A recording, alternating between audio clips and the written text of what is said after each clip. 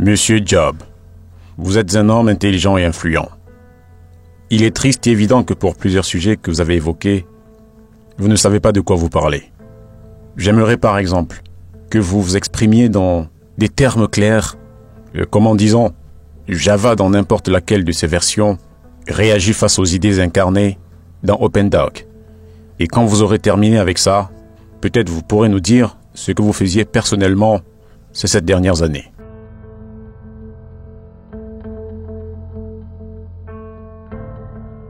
Vous savez, vous pouvez satisfaire une partie des gens, une partie du temps.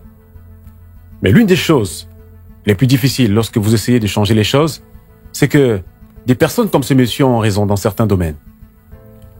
Je suis sûr qu'il y a plein de choses que fait OpenDoc, probablement beaucoup plus que ce que je pourrais connaître, que rien d'autre dans le monde ne fait. Et je suis sûr que vous pouvez faire une petite démo, peut-être une application commerciale qui dénonce ces choses-là. La chose la plus difficile, c'est que comment est-ce que cela s'intègre au sein d'une vision cohérente et plus globale, qui vous permettra de vendre pour 1 milliard de dollars, 10 milliards de dollars de produits par an. Et l'une des choses que j'ai toujours constatées, c'est que vous devez commencer par l'expérience utilisateur et ensuite faire marche arrière pour travailler sur la technologie. Vous ne pouvez pas commencer par la technologie et ensuite essayer de comprendre où est-ce que vous allez essayer de le vendre. Et j'ai fait cette erreur, probablement plus que n'importe qui d'autre dans cette pièce. Et j'ai les cicatrices pour le prouver. Je sais que c'est le cas. Et lorsqu'on a essayé de trouver une stratégie et une vision pour Apple, ça a commencé par quels incroyables avantages peut-on apporter au client? Jusqu'où peut-on amener le client? Pas en commençant avec allant rencontrer les ingénieurs et déterminer quelle technologie géniale nous avons et ensuite se demander comment commercialiser ça. Je pense que c'est le bon chemin à prendre. Je me souviens de l'imprimante laser.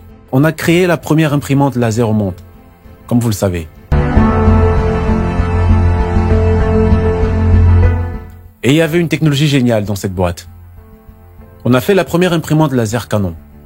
La première imprimante laser bon marché au monde, ici, aux États-Unis, chez Apple. On avait une télécommande merveilleuse qu'on a designée. Et on avait le logiciel Adobe PostScript. Il y avait aussi OpenTalk dedans. Vraiment de la technologie géniale dans cette boîte. Je me souviens d'avoir vu la première photocopie en sortir. Et je l'ai juste pris dans ma main. Je n'ai pas regardé. Et j'ai pensé, c'est quoi? On peut vendre ça. Parce que vous n'avez rien à savoir sur ce qu'il y a dans cette boîte. On a juste à tenir comme ça et demander, est-ce que vous le voulez?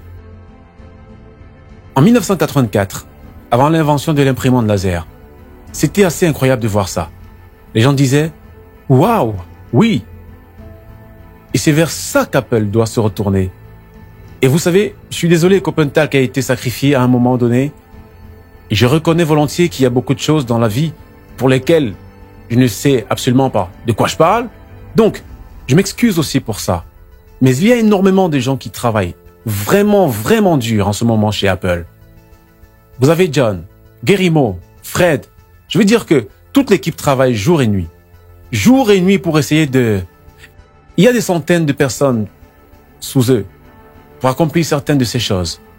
Et ils font de leur mieux. Et je pense que ce que nous devons faire, et des erreurs seront commises.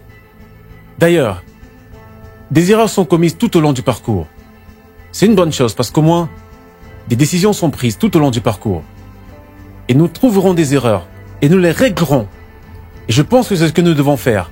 C'est soutenir cette équipe pendant qu'elle traverse cette étape très importante. Elle travaille d'arrache-pied et ils reçoivent tous des appels où on leur envoie 3 fois plus d'argent pour faire ceci ou cela à la Silicon Valley. Mais aucun d'eux ne part. Je pense que nous devons les soutenir, les accompagner à travers tout ça et créer de sacrément bonnes applications pour soutenir Apple sur le marché. C'est mon point de vue. Des erreurs seront commises.